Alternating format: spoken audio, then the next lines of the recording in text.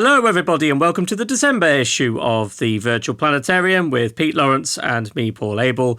And as ever, we will start with the inner solar system, and the planet Mercury reaches greatest western elongation on the 7th of December. So this means it's an object in the morning sky, rising about 2 hours before the sun. Yes, that's right. It will, on the 1st of December, it shines at about mag plus 0.1, but it does brighten to about minus 0.4 on the 7th of December. And it's probably best to see it about an hour before sunrise on that date. It remains visible for early risers until about the 23rd of December.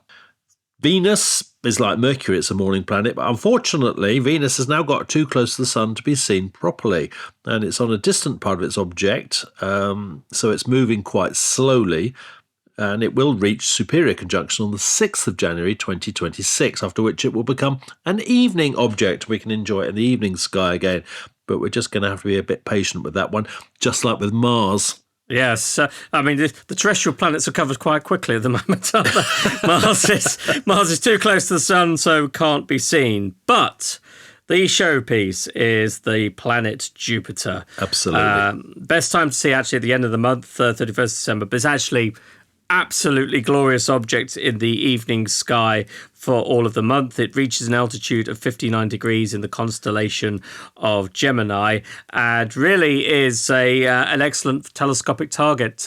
If you get a new small telescope for Christmas, then Jupiter's the planet you should start on, because it will show you the small bands and the 4 large Galilean moons. Yes, it is. I mean, it's amazing at the moment. As you say, you can see it in the evening sky after it's risen, but it's probably best in the morning, just after midnight, because it doesn't reach opposition. It's still getting towards opposition until next month, which is fantastic, which means that we can enjoy really good views of Jupiter throughout the entire month of December.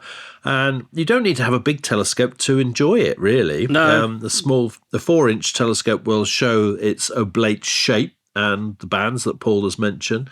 You probably need, probably about a 6-inch to see the Great Red Spot properly, yeah? So that's an interesting point. When I started astronomy back in the late 80s, early 90s, you could see it with a smaller 4-inch telescope, but the Great Red Spot has shrunk considerably. Yes. And I don't think it's as prominent as it was. So I don't know whether you could see it in a 4-inch telescope anymore. Answers on a postcard, please, because it's interesting. Certainly, I think a 6-inch telescope will show it, but it's no longer quite as striking and as apparent as it was. And of course, we don't know what's going to happen to it. Will the shrinking continue? Will the thing disappear for good? Frankly, we just don't know. We just don't know. And that is interesting, and it's interesting looking for it as well. It's one of those observations. There are a number of these that you can do, and actually I'd hesitate to mention them because they actually make me feel ill sometimes trying to do them. Here's a good example, okay? So look at the moon when it's about and try and see the smallest thing you can with the naked eye on the moon's disk.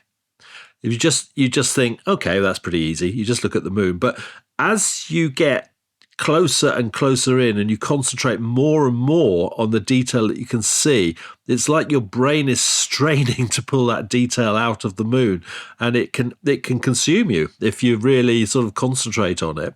And the same is true with things like the Great Red Spot if you're looking for them through a small telescope, because it's not obvious. It's right on the edge of visual perception, so you're really straining to see it.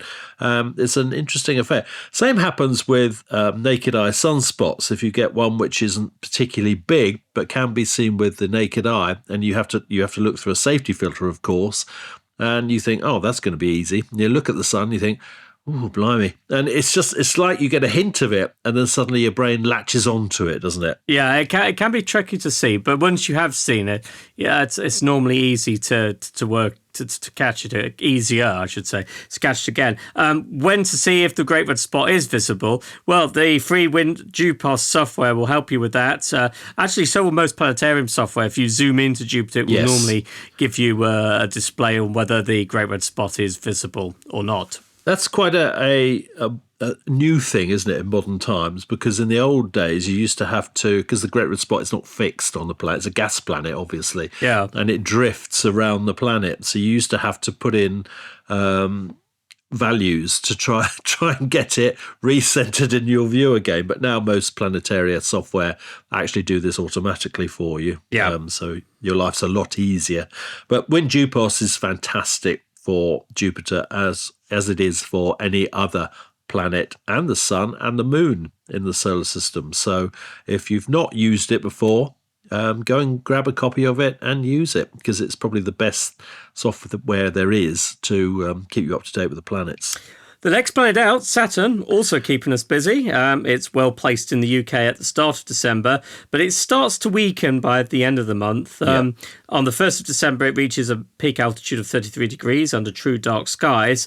But by the end of the month, peak altitude occurs under deep twilight. Saturn is currently in Aquarius, so really close to the border with Pisces, where it sits just south of the faint but rather distinctive circlet asterism in Pisces. Yes, it does. And it's still sort of edge on to us at the moment. The rings are only just tilted by a little bit. So with a smaller telescope, you might think that Saturn's lost its rings completely. This situation will continue until about the 8th of December, and then the rings will start to open up again, but only very slowly. So it's not going to appear that much different towards the end of the month. On the 26th of December, Saturn's joined by a 39% lit waxing crescent moon, which will lie 3.7 degrees to the west-northwest of the planet at about 10 p.m. UT. Next planet out, Uranus, very well placed, south of the Pleiades open cluster in Taurus, as we mentioned last month. Currently shining at magnitude plus 5.6, so as we said last time, good times to try and catch it visually without any optical aid whatsoever, but you will need a very dark sky in order to achieve this. Yes, you will. Neptune is in Pisces, less than 4 degrees from Saturn this month, and consequently the best time to view Saturn, which is at the beginning of December, is also the best time to view Neptune as well. On the 1st of December, Neptune achieves an altitude of 36 degrees when it's due south at around 7:30 in the evening. It's shining at magnitude plus 7.9, so you'll need at least binoculars to see it. Okay, well, we have some interesting specials this month. A lot of them are planetary moon related, but as we said last time, this is a good opportunity to view them because you don't get these every year. So we'll start on the 2nd of December. Ganymede's shadow transits Jupiter between 06:11 and 09:26 UT. So this event ends under daytime conditions but does start in the twilight. It's good actually to do this one, because if you start it at the beginning at 06:11 and then stay with it as the sky gets brighter, it'll give you insight into how Jupiter looks in a daytime sky. Yes, and it's actually interesting if you observe Jupiter in the daytime sky. It does look a lot more washed out, certainly, but you can still see the main equatorial belt. Oh, you can. So yes. It's not completely blank. And you can still see dark moon shadows as they cross the planet as well. So, if there's a rare event happening, this is a good way to do it, to catch it in daylight. On the 4th, it's our own moon showing off as the 98% lit waxing gibbous moon occults the Pleiades open cluster from around 0300 UT. Uranus will be 4.6 degrees south of the moon at this time, but obviously the moon's very bright, but you should still be able to find Uranus from it. Full moon is actually at 23:14 UT on the 4th, which is approximately 12 hours after perigee, and that means that this is a perigee full moon, which is slightly larger, slightly brighter than an average full moon. But for all purposes, really quite undiscernible. On the 6th of December, Jupiter's largest moon, Ganymede, can be seen reappearing from behind Jupiter's disk from about 02:35 in the morning. And then on the 7th of December, Callisto's shadow can be seen transiting Jupiter's disk between 1920 and 22:49 UT. And then Callisto itself begins to transit Jupiter's disk between 02:14 and 06:20 UT on the 8th of December. Also on the 8th of December, Saturn's largest moon, Titan, transits the globe on the planet in the evening between 1738 and 2358 UT. So I know we've been saying these are rare events. We've had a couple of months of them. But in fact, there won't be anything then after, once these are done for 13 years. So I think we are justified in keep promoting them. Something slightly different, but still related to planetary moons. On the 9th, if you can get a view of low altitude Saturn at 2350 UT, you'll see Titan and Rhea less than an arc second apart. So they'll be really close together. That's a good one to go for if you have a smaller telescope. And on the 10th of December, the bright star Regulus at magnitude 1.3, that's Alpha Leonis, is occulted by the 66% lit waning gibbous moon in the morning at around 0718 UT. So this event occurs under brightening dawn twilight, but Regulus is a reasonably bright star, so you should be able to pick this up. You can see Regulus in the daytime sky. You can. I never have, but I am told it is so. Yes, I've seen it in the daytime sky before. Okay, well, back to moons again. On the 12th, we've got Ganymede being eclipsed by Jupiter's shadow from 2354 UT. It reappears at 0559 UT on the 13th of December. That's a nice thing to look at. Even if you've got a small telescope, you'll see Ganymede disappear from view, and then it's in the shadow. It's not really possible to see it, is it, when it's in the shadow? It's really dark. No, it's too dark to see. It's a very dark moon. But and then it'll pop out again in the morning. It will. Who knows, though? This is why we make the observations, because we don't really know 100% what will happen. On the 14th of December, we have the peak of the annual Geminid meteor shower. This is a reliable meteor shower. The display won't have much issue with the moon because it's in its waning crescent phase as the shower comes to peak. But the Geminid's pretty good shower, I think. I think it's the best of the year, actually. I think it's a solid performer. It's got a ZHR of, I can't remember, it's about 120, 150 something meters like per that, hour. Yeah. And the radian is close to the bright star Castor in Gemini, and it gets really high in the morning sky. So if you have clear skies, and don't forget that December nights are about 12 hours long. So you've got a fantastic opportunity to get some great meteors from this. So I really enjoy the Geminids if the weather is with you. Yeah, so definitely one worth getting. On the 16th, Saturn's moon Titan is occulted at 1623 UT, and Titan will reappear from occultation about 2205 UT. Also on the 16th, Callisto was occulted by Jupiter's disk, this time in the morning at 0746 UT. On the 16th again, between Jupiter rising at around 6 o'clock in the evening and 1950 UT, Ganymede will be transiting Jupiter's globe, so there's a chance to see that. On the 21st, it's the solstice, so the sun has reached its lowest point against the background stars, and the nights are at their longest for the year, and the days are at their shortest.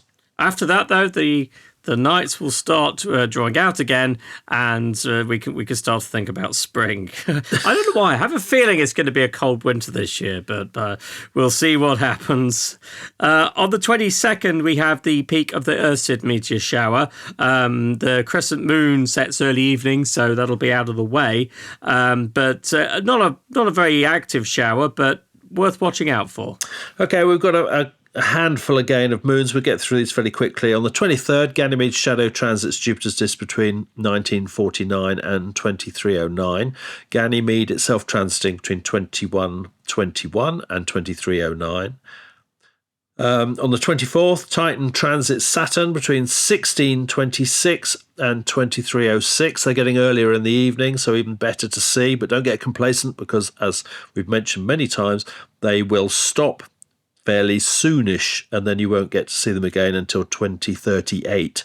Yes, that's a long way off. On the 24th, Io Callisto and Io's shadow will be in transit as Jupiter rises. Okay, well, let's go out to the night sky. Autumn is now fading in the west, with Pegasus heading down towards the western horizon. And to the east, the eager stars of spring are waiting their turn patiently, with Leo gaining altitude as we head into the early hours.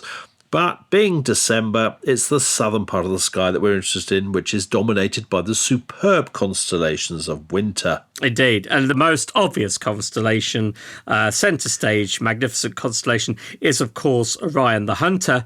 The 7 bright stars that make up this familiar shape include the 3 stars along the belt.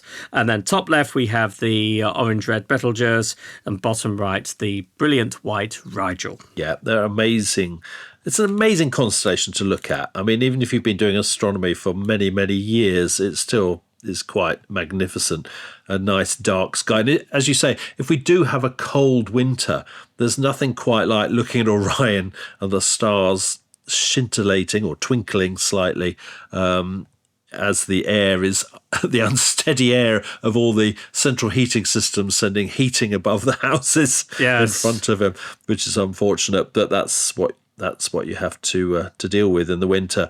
Okay, well, off the shoulder of Orion, well, one shoulder is marked by Betelgeuse and the other shoulder is marked by Bellatrix, which is Gamma Orionis. So off the Bellatrix shoulder is a group of stars sometimes referred to as the Pies of Orion. And that's because they're given the Bayer letter pi, and they're also given a superscript number. And so there are several of these that run down there. I think they're supposed to represent something like an animal skin, aren't they, that he's holding? I think it's supposed to be the lion's skin that he's just clubbed and caught. It's actually a good test of sky transparency.